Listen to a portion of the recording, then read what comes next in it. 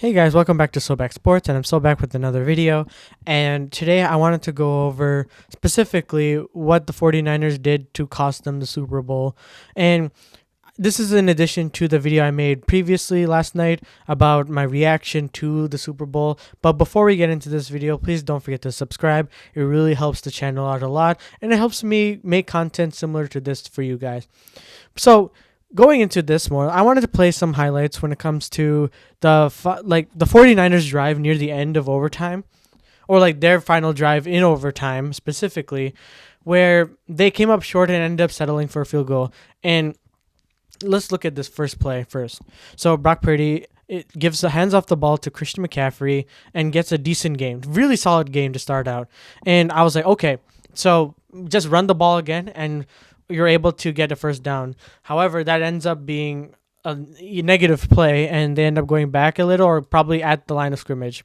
So, but before we get into this field goal, the field goal was made. Obviously, it's not nothing crazy, But just going into more about the reason the play before that led to the fourth down. So, as you can see right here, I have it pulled up by this guy named Haberman, and essentially when we're gonna go this through. So Brock Purdy is in a passing formation.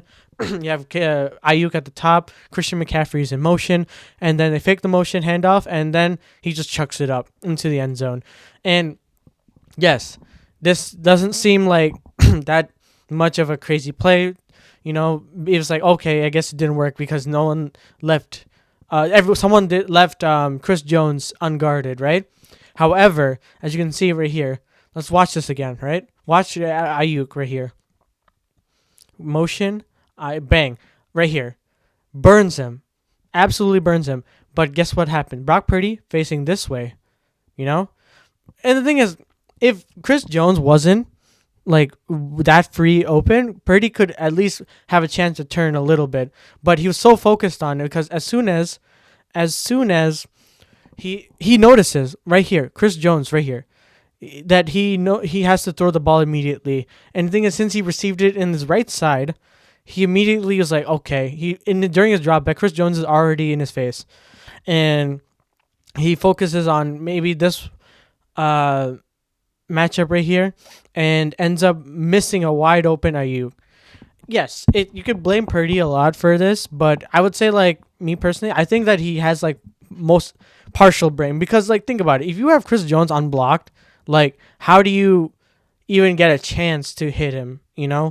But that's here nor there, and it ends up costing them a chance to end at the end zone or a first down, and ends up settling for a field goal. So going back to this then, and after the field goal, whatnot, they make it cool. So it's really up to their defense, right? However, it didn't end up working that way because apparently the reports came out that the 49ers were not aware of the overtime rules, which still making excuses nonetheless. You can't be doing that, Shanahan. Come on. Like, the rules are there for a reason. Like, I know it's new, but like, you cannot have that as your excuse, going forward. And especially for a big game like the Super Bowl, you have to prepare for every single outcome potentially. Like, overtime is a possibility. It's very rare. This is definitely the second time in the NFL it's ever happened that you go to overtime, but like, still, you have to prepare for such an event. And electing to take the ball first, really what costed them in this overtime from winning the game, because you should have let Mahomes have the first drive first. Usually people elect to let the other team have the ball so that when they score, no matter what, if you score a touchdown, you can at least have a chance to go for a 2-point conversion. And right here, you literally saw Mahomes convert a fourth down. That was for the game too. Like, you give him opportunities like that. You give him 4 downs every single time, and he's going to convert.